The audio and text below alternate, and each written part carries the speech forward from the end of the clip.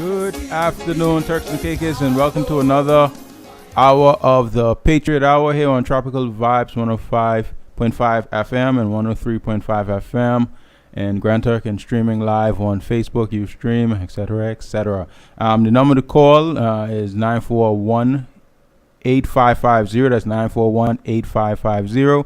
I have a very special guest in studio with me today who I'll allow to introduce himself shortly. And this is part one of the 4 for 40 series that we're doing, reflecting on the last 40 years since the introduction of ministerial government in 1976. So hold on and, call in and be a part of the discussion. So introduce yourself, sir. Yes, I'm Louis Astwood III. Do you want to give a little bit more background about yourself for persons, even though everybody know, but for persons who might not know? I was born in Bumbara, Middle Caicos, and I grew up in Grand Turk the best of my days. My mother took me to the Bahamas afterwards, and 27 years later I returned home to Grand Turk, and I run an election in South Baxalena. I was elected there 3 times, representing the people at the best of my ability. Hello to South Baxalena and the rest of Turks and Caicos. This is Louis Astwood. Thank you. So tell us generally about your memories about the period 1976 to about 86 in the TCI. What do you remember from that during that time? That's the decade we're focusing on today.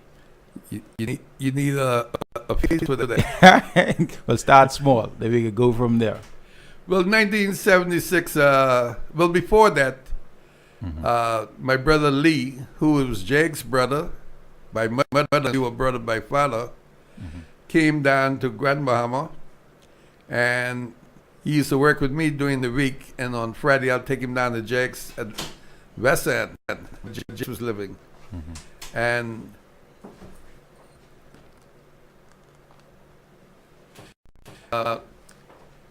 he heard what I had to say during the week, and he was listening to what Jakes was saying on weekend. And one day at lunchtime we were having lunch. Louis, so I think you and Brother Jake need to get together. So y'all share the same view of Turks and Caicos. So about 3-4 Fridays passed. I told him I had the time, but one Friday I decided to stop here and say, well, I'll have a drink for Jake's and we'll talk for a while.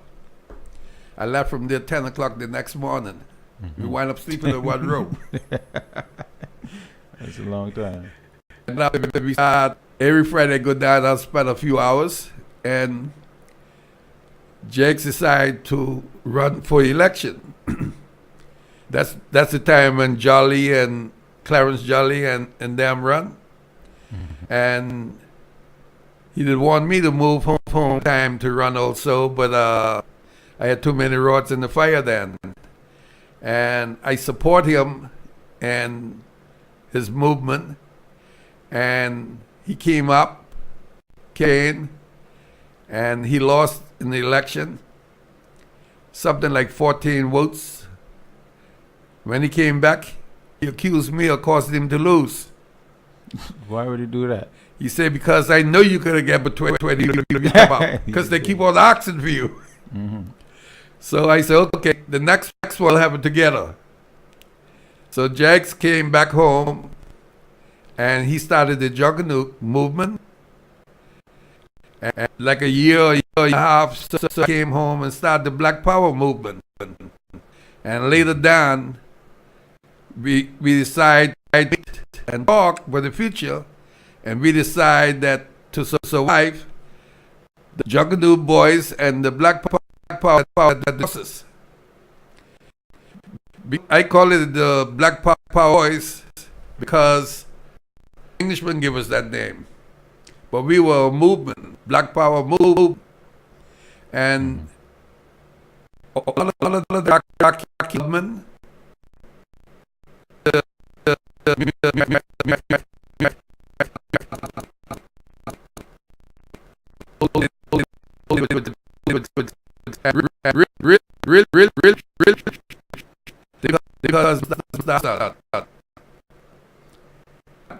time where they think I could afford the country. Mm. And they were looking for someone, that group of hierarchies was looking for someone on the ship. Because I remember when Mr. Astwood sent for me on his dying bed, and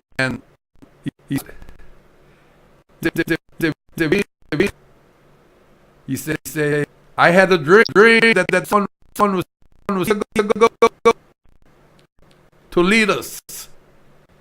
He said, you come, I can't help to you. I said, that's right. Do it. I said, well, you will be all the help with you. And Irene Roberts, young cadet, Ms. Irene cadet, all of that coming online, because they want that. Although they will be part on the crumbs from the table from the Englishman, they thought that battle could have come for all people. And that's where we reached to. And we went underground, we call it, for 6 months, and we came out as the PDM. And from there was the rest of the story. we can get into more of that story now.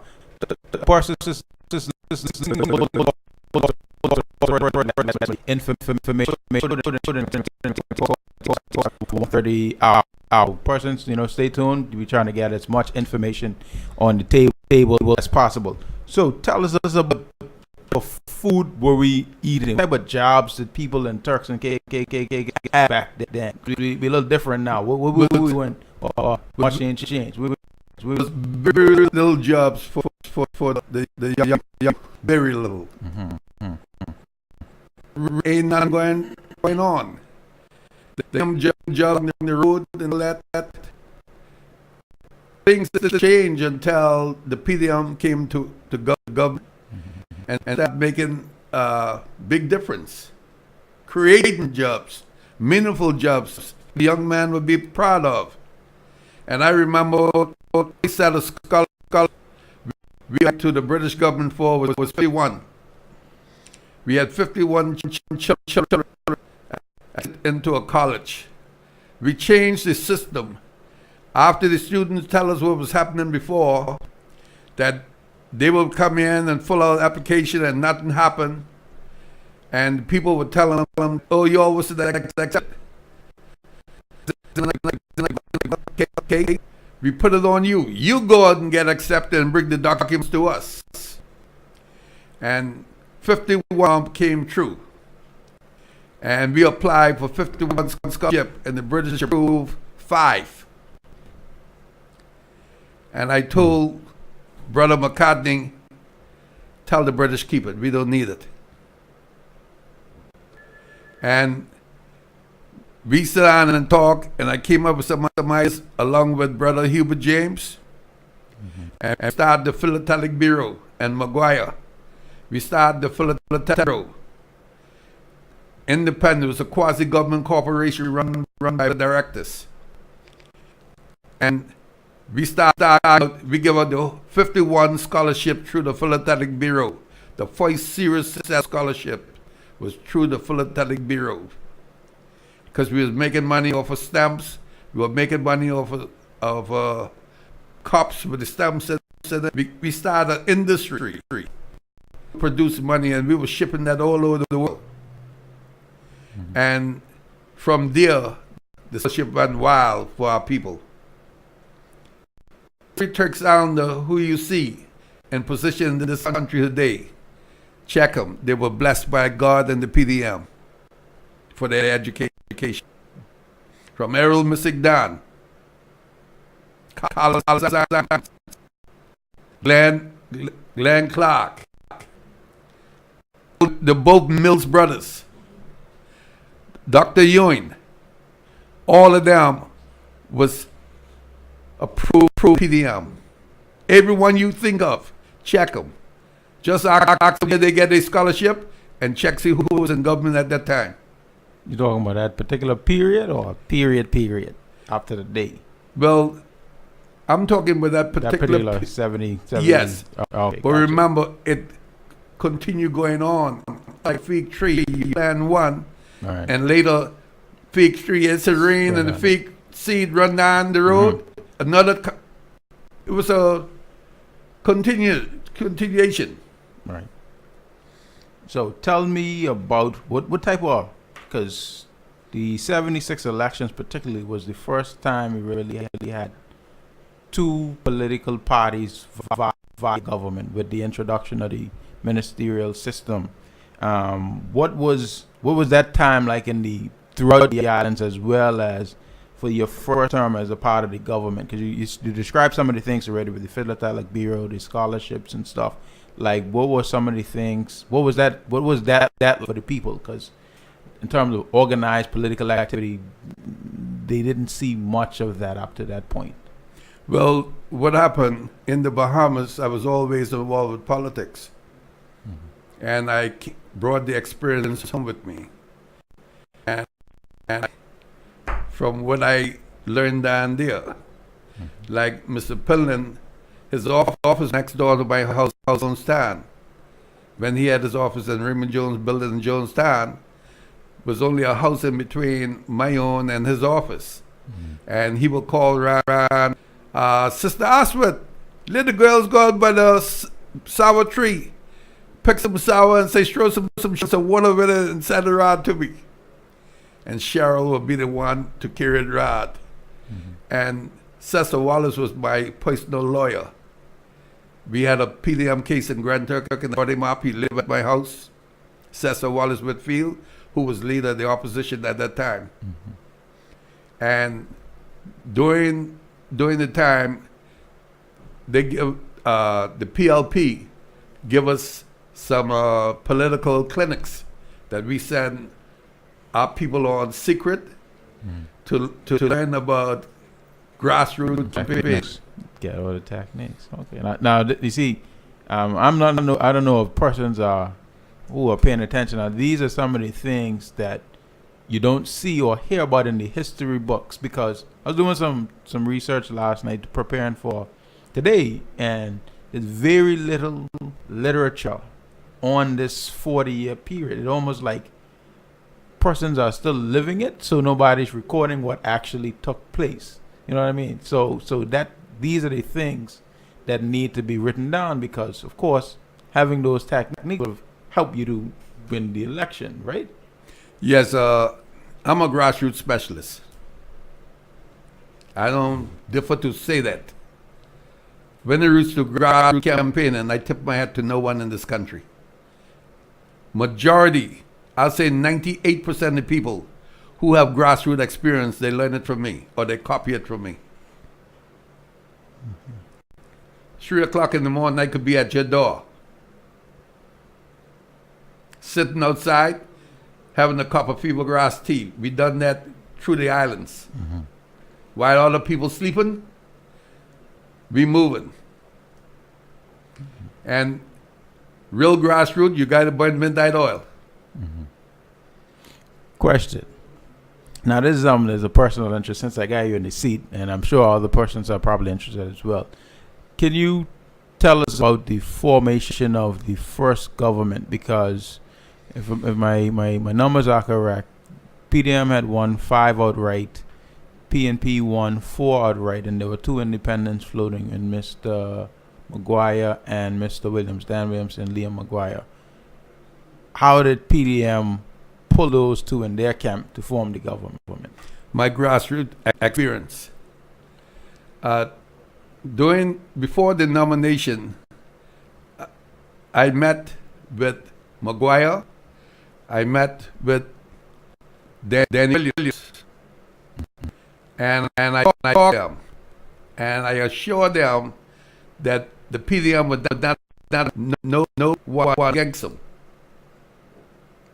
Undercover, we will support them. And we did that. And the arrangement was that once they will go back to their constituency and explain to the constituency and ask them what way to go. But the night of the election, I called McGuire and I called Denny. But Denny called me from the box in North side the road. And I told Denny to be on North Caicos Airport at 4 o'clock in the morning. McGuire told him to be there at 5 on the airport in South Caicos. To walk up on the end of the runway, both of them. And we had a guy working for TCA, a white guy, American fellow was trained in Vietnam. Ban Games, I don't know if you remember him.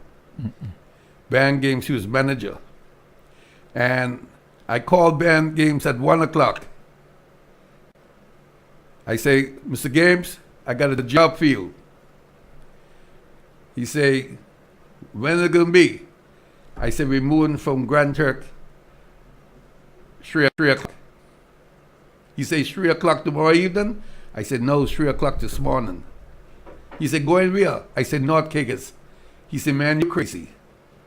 I say, yes, I believe I'm crazy, but I investigate you and you twice as crazy. I say, you used to fly in Vietnam with no lights. He said, yes. I said, well, they tell me, come to you. You could do the same thing here. He scratched his head. He said, okay. He said, we'll meet on the airport.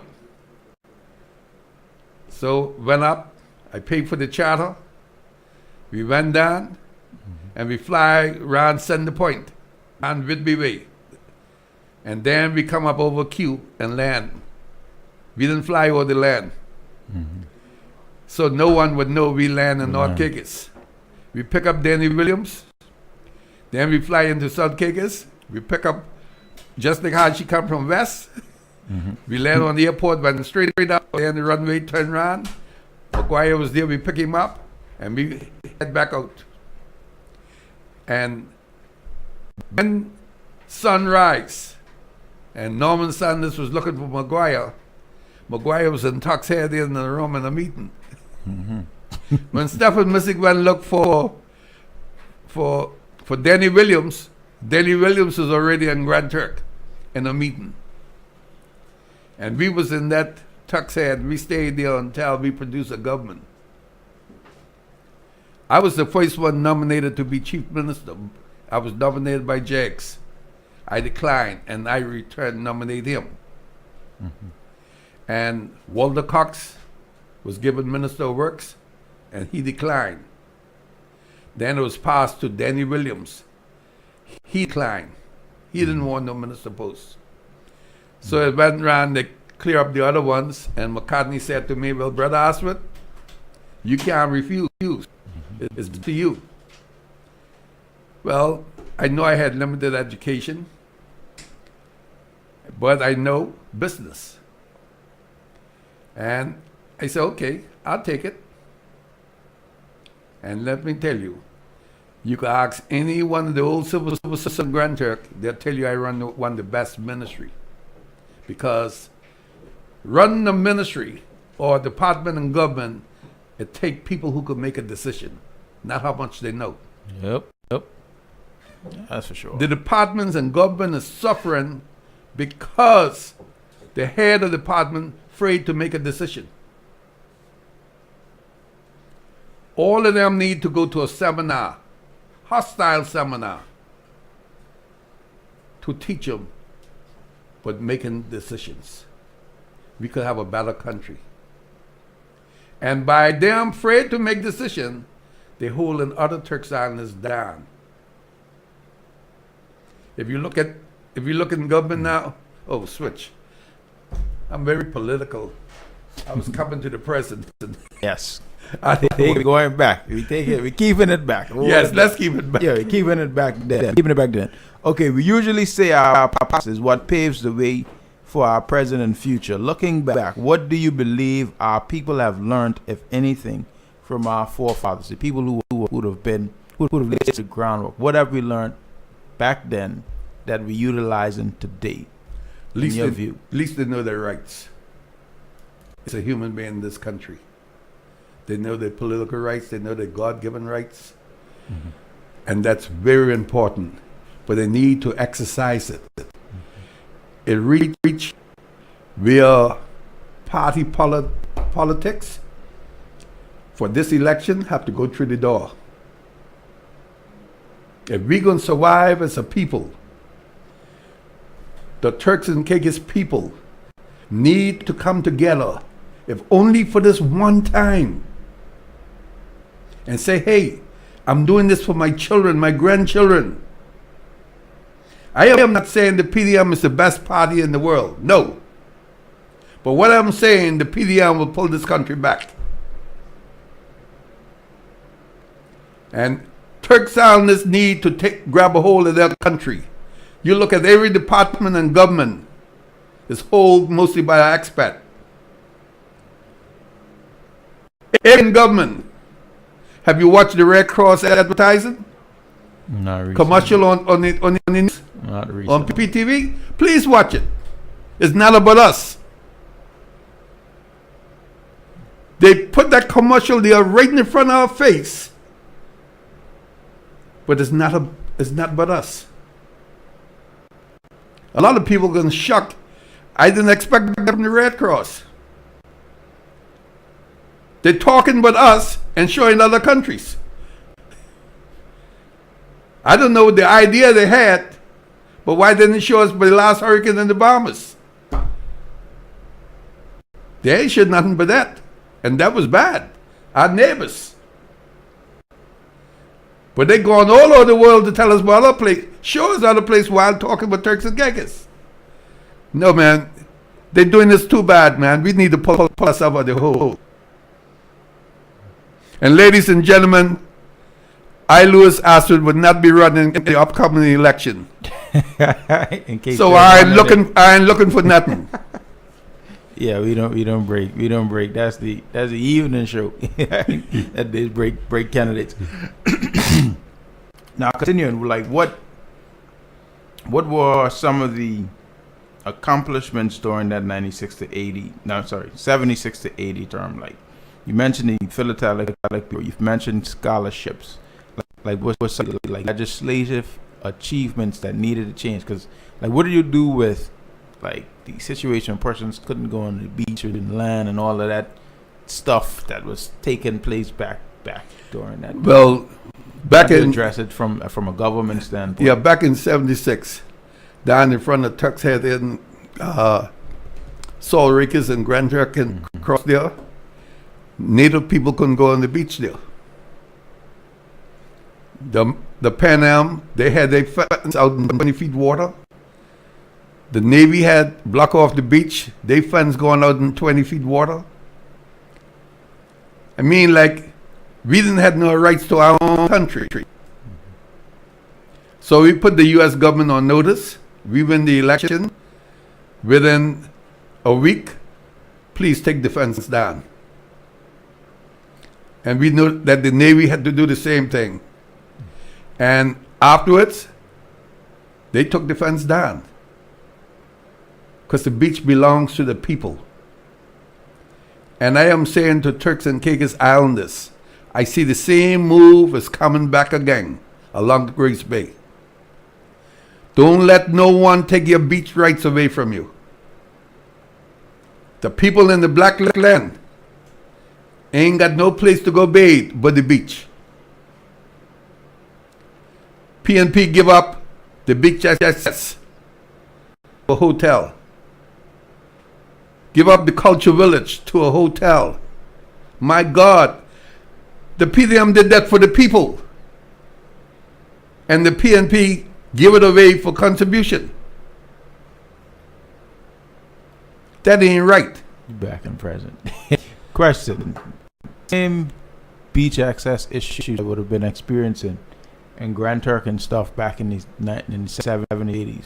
Was that the same? Did that pertain across the country as well? No. What happened down in the Caicos Island was so much beach. No one really had the rights to block off no area. So like Grand Turk. Well, you know the Englishman was in Grand Turk. Right. And it was them who, along with Americans, they won the beach just for them. And we said, can't happen. The beach belongs to the people. And no government should change that. All right. Well, we know in 1990 that the late Jakes McCartney passed. What was the feeling when that news came down from, I think it was Washington, New Jersey, that he passed? But I'm sure the country was in shock. What was the mood and what took place? What was the response from the ministers and everything during that time? At that time, it felt like very hot, and the country, Turks and Caicos, and Bahamas, like the heart stopped beating, including the Bahamian government, because that night, Ms. Pillin, Honorable Pillin, called for ZNS to go into mourning. ZNS radio station, and they played sad tones all night, all the next day. Now, on Skip and I. Mm-hmm. Boyd Williams, Hubert James, Leslie Musgrove, Larry Corbett.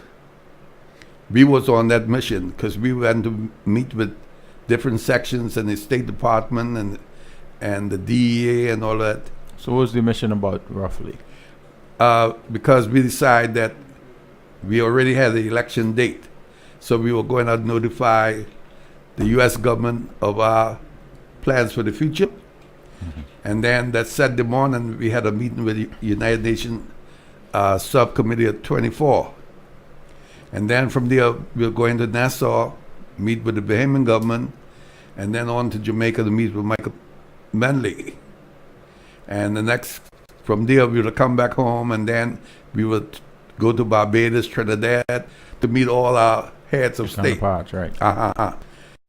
Because Dr. Eric Williams is one of our advisors.